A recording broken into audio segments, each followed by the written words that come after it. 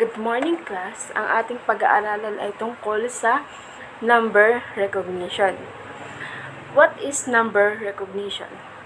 Number recognition is when child learns how to identify different numbers by their names, by the way they look, and matching them to their representative quantities. For these children, need to learn how to write number and numerical form as well as in word with the correct spelling. Why does preschool need to recognize number? Teaching your child about number recognition is important at the self-development that fundamental skill that they will need to progress in kindergarten. Being able to visualize, recognize, and name numbers is skill that every student should develop as they will then improve their mathematical skill. Number recognition is also vital skill that students will end up using their everyday life. If they are able to recognize number, they might struggle to comprehend basic math problems and other day-to-day activities like add up their grocery bill, open their book or certain page, and many more. Faster number recognition will result student being able to understand the concept of addition.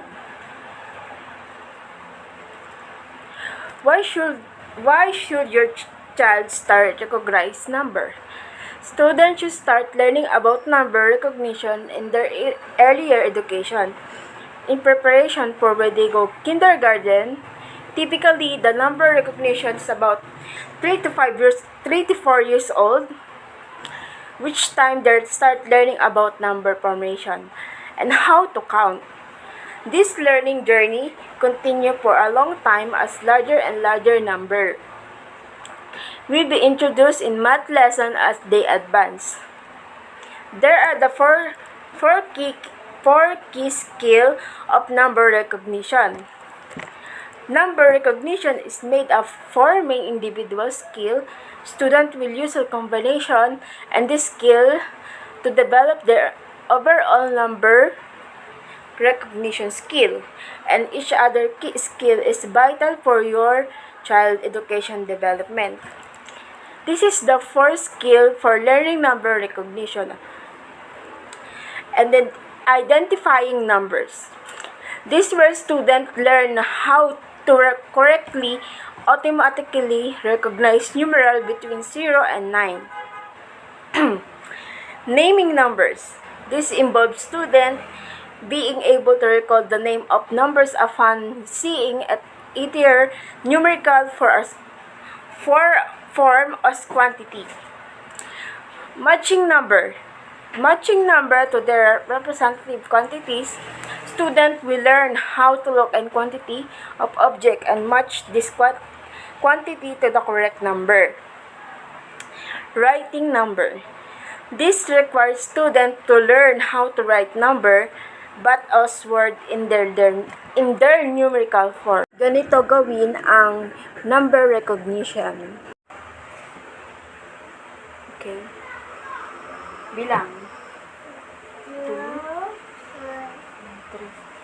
3. Dito. Ulit bilangan mo. 2, 2.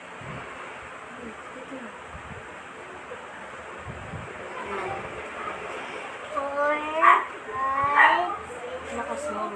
6, 11, 12, 13,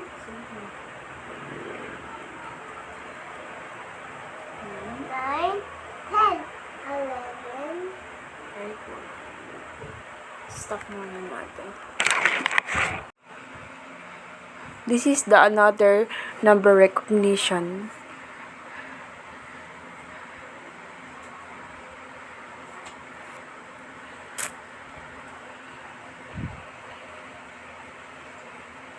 That's good.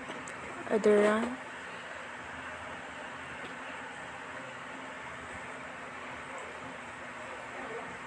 Very good.